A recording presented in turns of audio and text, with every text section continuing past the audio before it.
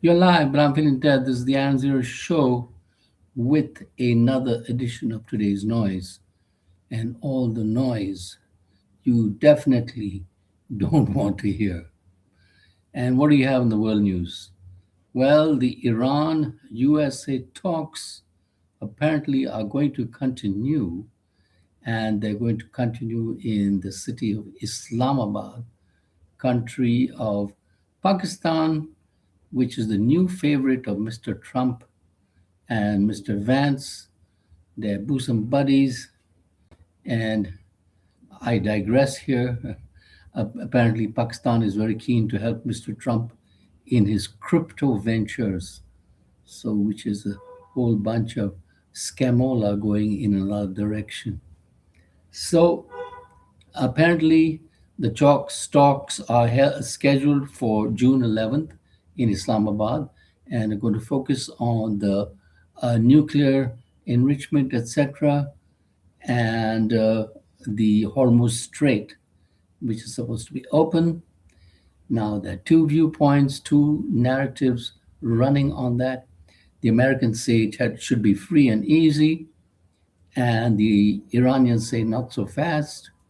Now we're going to take a toll, and friendly countries will have to pay less or probably go free. So, who are those friendly countries? Number one, Russia. Number two, China. Those will be the friendly countries, and maybe North Korea. I don't know.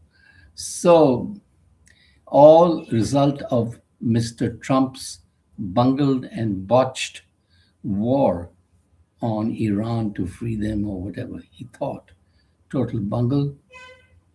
And so, in that bungle mania, now you have the funeral taking place of Ayatollah Khamenei, the guy who was a moderate guy as far as the foreign policy was concerned, extremist in the religious, that's a completely different thing, and whom they bumped off at the start of the war.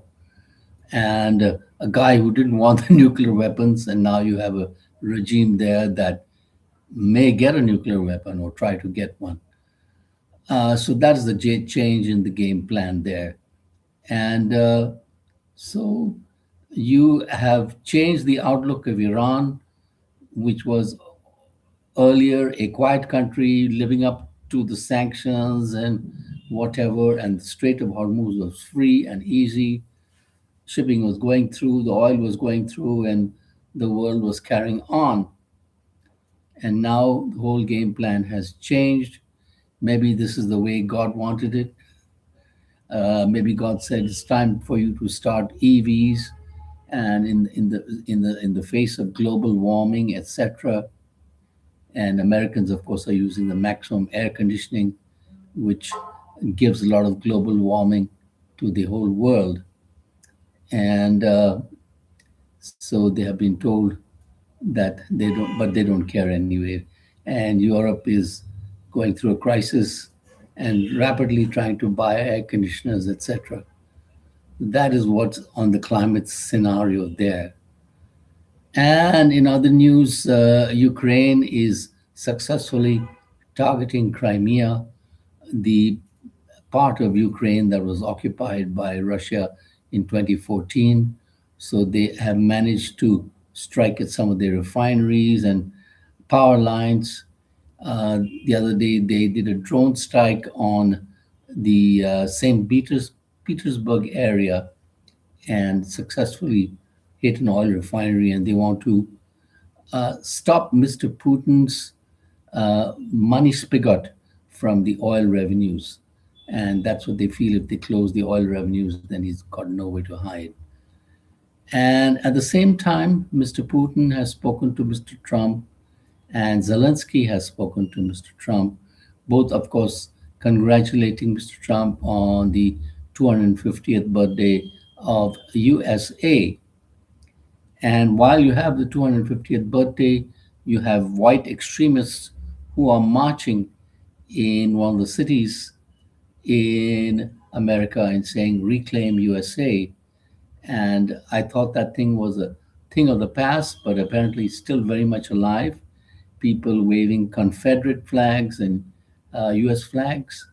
So it's like a step in the backward regions. And these are people who are determined to keep America white and pretty. And immigrants are hogwash, according to them, or maybe worse.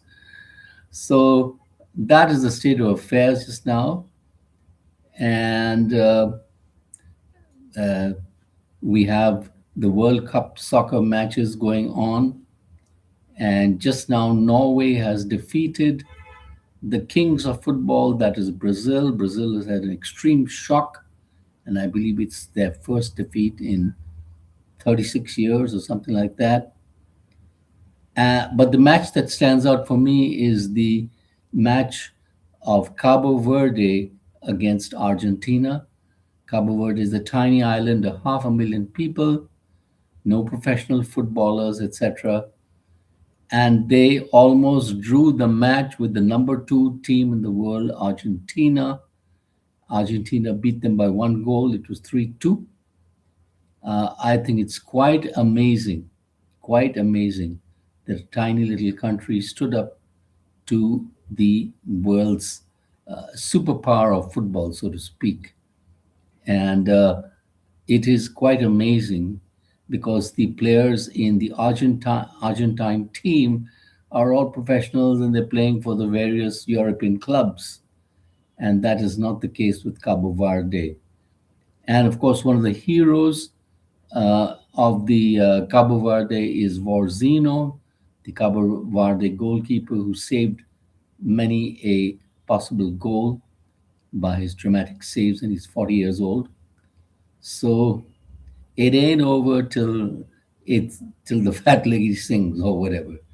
I think it's a wonderful example of a David versus Goliath story where David successfully stood up to Goliath.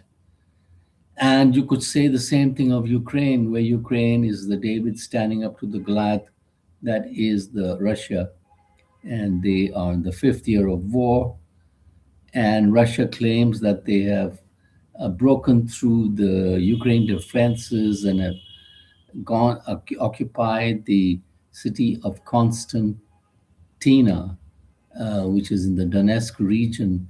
And but the Ukrainians say that they have not done that, and they're fighting back. A remarkable thing about Ukraine is the development of their drone technology, which is quite amazing, and they have changed the face of warfare. And all the countries watching this war have taken note, India included, and are heavily investing or looking at drones and missiles in a different light. Because those are the two main weapons of war between Russia and Ukraine, glide bombs and glide missiles and cruise missiles, and all these drones, kamikaze drones, etc. And Ukraine has made drones that fly 2,000 kilometers or 3,000 kilometers, which I find quite amazing for a small country like that. So they heavily invested in the drone technology, and now they are wanting to sell that technology to other friendly countries, not to Russia, of course. So that is what we have in the news. And in the Indian news, what do we have? Uh, One of the main tenor voices in the Indian classical music, Padmanabh Teja Ben, has passed away at 70. She was one of the skilled singers of the Mahabharata, and she ruled the roost for about 5 decades, did 1,000 shows in India and abroad, one of a kind, one of the old classical singers who was telling one of the religious stories of India, which is the Mahabharata. And what else do we have? 69% of women in the Indian labor force, or in all the who would be in the labor force, say they can't do the labor force because they have to do housework and childcare. A whopping 69%, while men say it's only 1% of them that can't do the job because they have to look after the housework or childcare. And As far as pay wise goes, Prayagraj, which I believe is in Allahabad or near Allahabad, has the highest pay for women, 42,000 rupees a month. And then the others are in the 30,000 rupee a month. Delhi comes down at about 30,000. I would have thought Delhi would have been higher. And that is the labor situation for women. So we need more women in the labor force. And of course, there are a lot of educated women, mainly in the services sector and tech sector, etc., who are doing really well, and they are the breakers, if I may say so. On that note, I leave you. I am no path breaker. I am just an old nightmare carrying on. And we wish you a wonderful day and a billion subscribers to myself. Thank you.